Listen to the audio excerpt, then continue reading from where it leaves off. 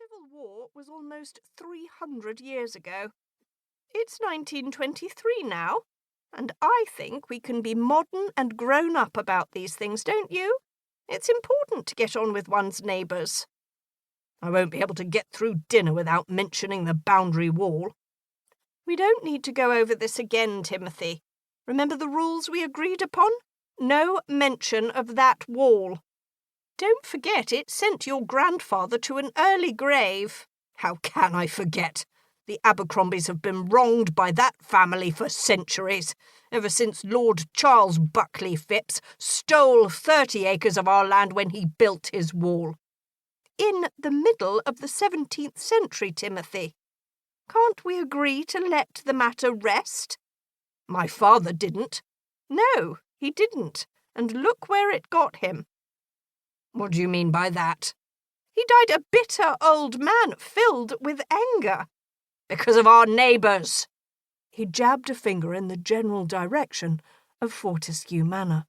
Lord Charles stole land which had been gifted to the Abercrombies by William the Conqueror. It's even recorded in the Doomsday Book. I've told you before to stop mentioning that book to me, Timothy. It's an extremely important land survey.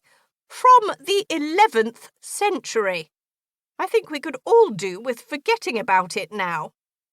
When we dine at Fortescue Manor, I want no mention of the wall or that book. Do you hear me, Timothy? But Elizabeth, Timothy!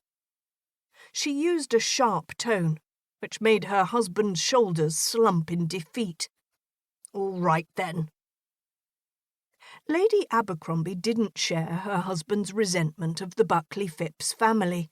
She'd felt touched by the invitation and saw it as the perfect opportunity to heal old wounds. As the country recovered after a dreadful war, it seemed petty to be arguing with one's neighbours over ancient disputes. It's time the Abercrombie family turned over a new leaf, she said. We're going to set an example to Percy and Evelyn. You're still insisting on dragging them along, then? Of course. There are 2 eldest children, and it's important they forge a friendship with the Buckley Phipps family. I'm looking forward to it, said Percy, lifting his head from his book. Lord Abercrombie groaned. I never thought I'd see the day when I'd be visiting Fortescue Manor. It's enough to make my father turn in his grave. Chapter 2.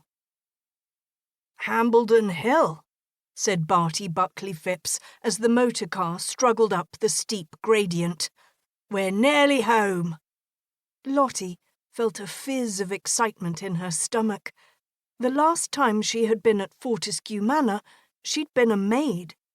Now, after months abroad, she was returning as a travelling companion to Lady Buckley Phipps's sister, Roberta Moore. Is the motor car going to make it up the hill? Asked Mrs. Moore. They were travelling no faster than walking pace. It's all your luggage, Auntie, said Barty, turning round from the front passenger seat. It's weighing us down. Most of my luggage is in the van behind us. Then perhaps it's— Don't you dare say it's me, you cheeky young man. I know what you're thinking. I wouldn't dream of it, Auntie. Rosie, a Pembroke Welsh corgi, sat on Lottie's lap and looked out of the window. Lottie had adopted Rosie in Venice, and this was the dog's first trip to England. I hope Rosie is all right with the Dowager Lady Buckley Phipps's dogs, said Lottie. They can be quite noisy, can't they? They certainly can, said Mrs. Moore, but their bite is worse than their bark. You mean the other way round, Auntie, said Barty. Do I? What did I say? Lottie smiled as the pair discussed the phrase, and the car reached the brow of the hill. It picked up speed as it followed the lane down into the valley where Fortescue Manor nestled between the rolling Shropshire hills. The house's cream walls gleamed in the late afternoon sunshine. Before her travels with Mrs. Moore, Lottie had worked at the house for 5 years. It was the closest...